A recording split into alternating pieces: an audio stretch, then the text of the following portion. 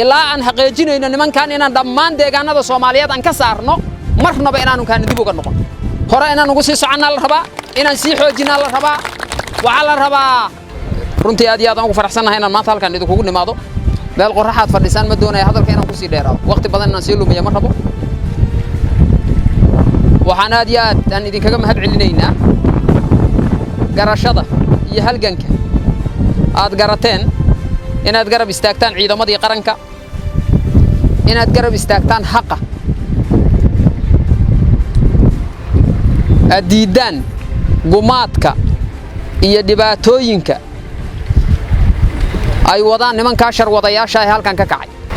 waxaan idinkaga mahad celinayaa ayadoo daruufo kala duwan runtii ay deegaanka ka jiraan oo biyo la'aanta ugu horeyso in aanay hakad idin gelin oo aad go'aansataan hooyooyinka Soomaaliyeed aabayaasha Soomaaliyeed gabdhaha iyo wiilasha Soomaaliyeed ee deegaanadan ku sugan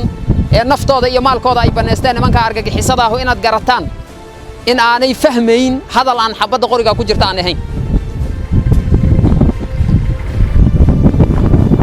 aad iyo aad runtii taas idinkaga mahad celinaynaa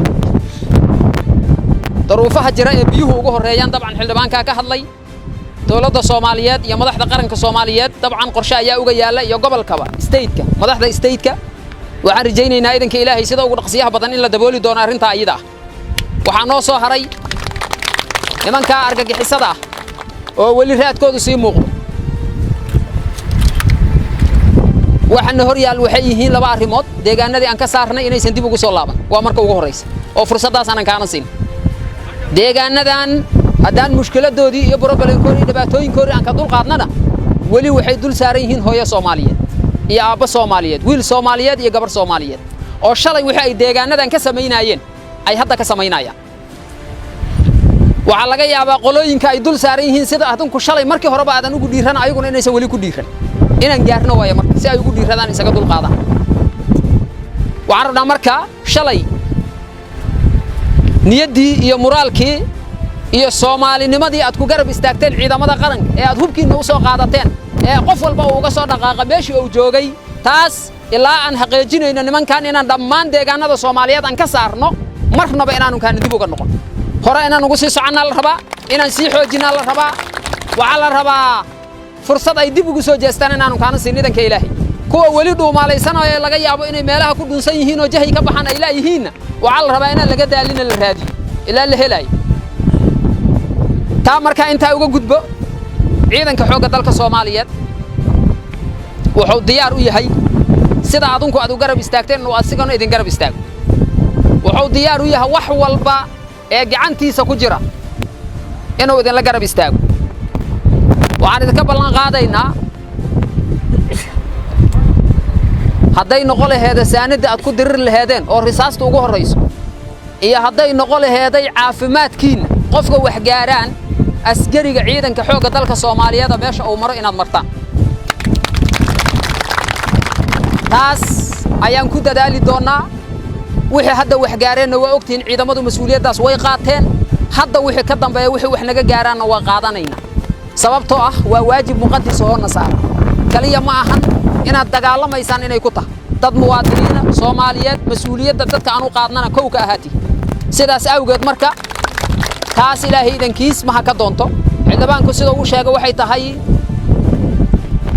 inta aan laga daahin inaan ka daba tagno aad iyo aad u mahadsantihiin waxaan ku soo dhaweey doonaa wasiirka wasaaradda gaashaandhigga oo kelmadaha ku haboon idin dhihi doona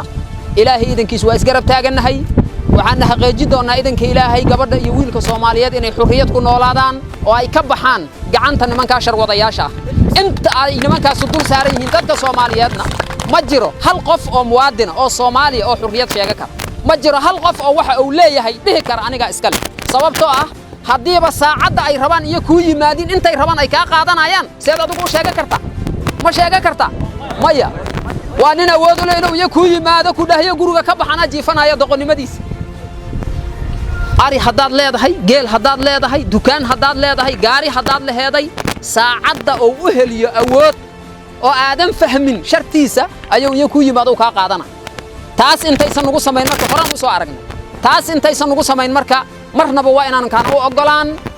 hadda waa iska dulqaadnay dadka Soomaaliyeed oo kale mushkiladaha ku hayaan waa inaan ka dulqaadno waana in dhabarka taas noogu xirnaada sida loo sheegayna ilaahay idankiis dabcan waxaad ka mid noqon doontaan fursaduhuna saamixi doonaan ilaahay idankiis ciidamada qaranka qof walba meesha ay rabto qofka kale rabta inay gurigeeda joogto oo meelaheeda joogtana meelaheeda joogi doontaa ilaahay idankiis ayadoo xura oo aan cidna ka baqin oo xitaa qoriga aan sidan oon u baahnayn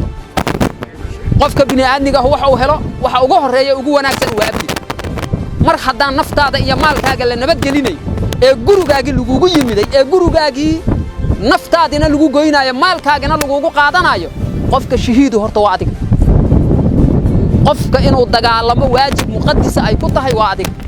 waxa la rabaa marka ciidamada qaranku way idin daba taagan yihiin way idin hor taagan yihiin way idin garab taagan yihiin adinkana sidaas oo kale la rabaa inaad kuwa naga maqan inay ku soo biiraan adunkuna meesha aad ka wadaan inaad ka sii wadaan waxa laala waxaan heli karno taakuleyn waa idin la soo gaari doonaa ilaahay idinkiis taakuleyn kaliya ma ahan ilaahay idinkiis waa idin imaan doona waan idin la joogi doonaa aad baad u mahadsantihiin